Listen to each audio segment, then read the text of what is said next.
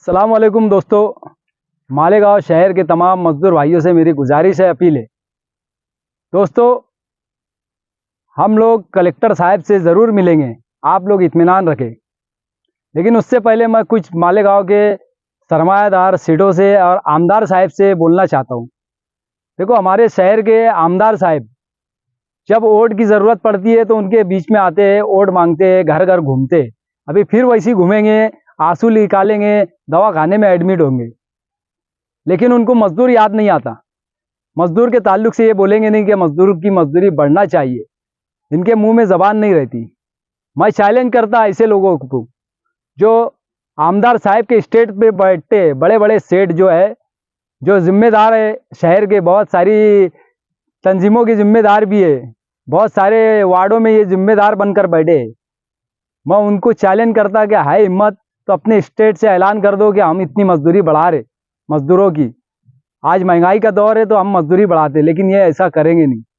और ना ही आमदार में इतनी हिम्मत है कि ऐसा बोल सके उनको। वो स्टेट से ही इनको हकाल देंगे। है हिम्मत आमदार साहब तो इनको बोल कर बताओ कि मेरे स्टेट पे बैठ कर तुम ऐलान कर दो मजदूरी बढ़ाने का। और नहीं करे तो याद रखना, जितने भी इनके स्टेट पे बैठते हैं उनकी मालूमात ले रहे हैं हम। उनके ताल्लुक से फिर पूरी डिटेल हम जिला कलेक्टर साहब के पास रखने वाले, याद रखना। हम किसी के बाप से डरेंगे नहीं। और इंशाल्लाह मजदूर को उनका हक नहीं मिला तो जो जो मजदूर के खिलाफ है हम उनकी पोल खोलते रहेंगे, चाहे कोई भी रहे। वो सत्ता में जो रहते हैं उससे सवाल किया जाता है। और आज सत्ता में इमाम के आमदार साहब है, जिनके मुंह में जबान नहीं है मजदूरों के, गरीबों के ताल्लुक से बोलने के लिए। कब तक खामोश बैठेंगे? मजदूर भाइयों, अभी भी वक्त है, जाग जाओ।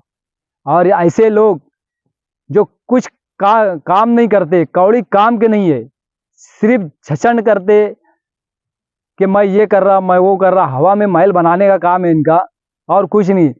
देखो, 12 नवंबर में फंसाने में सबसे बड़ा हाथ मैं बोलता हूँ हमारे शहर के आमदार साहब का है। उनका बयान था, जिम्मेदार आदमी है वो, और उनका बयान था कि वहाँ पे पत्थर थे नहीं, बाकायदा ला के रखवाए गए। तो 12 नवंबर में जितने भाई लोग फंसे थे उन सबको फंसाने वाले हमारे शहर के आमदार साहब, इमाम के आमदार साहब है। और फिर आपके पास आएंगे वोट मांगने के लिए, आपके भाई को, आपके चाचा को, आपके खालू को, जिसको भी ये लोग ने, आपके भाई को, आपके बेटे को इन्होंने फंसवाया, आप इनको वोट देंगे? मैं तो कहता हूं कि सब मिलकर इनके खिलाफ वोट डालो, इनकी जामीन जब्त करो। आप बहुत हो गया, अंधभक्ति छोड़ो। कब तक अंधभक्त बने रहेंगे? ये पूरे शहर को फंसाते, पूरे शहर को खंडर बनाते जा रहे हैं। कौड़ी काम नहीं करते और सिर्फ झंझट करते कि मैंने ये करा, मैंने वो करा, सिर्फ हवा में महल बनाने का काम। दोस्तों, ये एक जिम्मेदार होने के बाद ये पद मेरा, ये मैं, ये वो मैं, सिर्फ वो सब रहेगा इनके पास। जमीयत का भी उनको ही सदर बना दो, नहीं तो जमीयत पर भी उंगली उठा देंगे। ये ऐसे लोग हैं। मौलाना हलीमुल्लाह साहब पर भी इन्होंने उंगली उठा दी थी।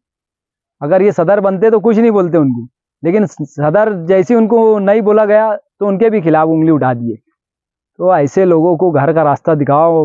मालेगांव शहर के आवाम से मेरी गुजारिश है, हमारा शहर पहले क्या जाना जाता था और आज कहाँ जा रहा है। दोस्तों, हमको हिम्मत करना पड़ेगी, बहुत हो चुका। अभी भी वक्त है, हमारे बच्चों का मुस्तकबिल संवारना है, हमारे बच्चों को नशे से दूर रखना है। तो ऐसे बुज़दिलों को घर बिठाओ। ऐसे बुज़दिलों की हमें कोई ज़रूरत नहीं है, शहर को कोई ज़रूरत नहीं है ऐसे बुज़दिल आमदार की।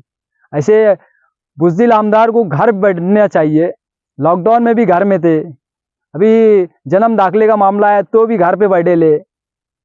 और जब कुछ वोट बढ़ाने का मसला आता है, मैं भी साबिक आमदार की हिमायत करता कि उन्होंने जो डबल वोट, बोगस वोट का मामला उठाया, मैं भी उनकी हिमायत करूंगा। बिल्कुल नहीं बढ़ना चाहिए डबल वोट, जिम्मेदारी से बोल रहा। बिल्कुल वोट, डबल वोट बढ़ने नहीं चाहिए, और डबल जो वोट है वो कटनी चाहिए। नहीं तो उनके खिलाफ हम भी कंप्लेंट करेंगे, हम भी आवाज़ उठाएंगे, क्योंकि ये बोगसगिरी खुद करते हैं और दूसरों पे डालते हैं। बोगस वोटों से ये जीते हैं, हकीकत बात ये। कई लोग ऐसे हैं जिन्होंने बोगस वोट इनको डाला था और आज ये इख्तिदार में। ओरिजिनल वोट से जीत कर बताना। नहीं तो दोस्तों, और बहुत सारी बातें आगे बताऊंगा। जय हिंद, अस्सलाम वालेकुम।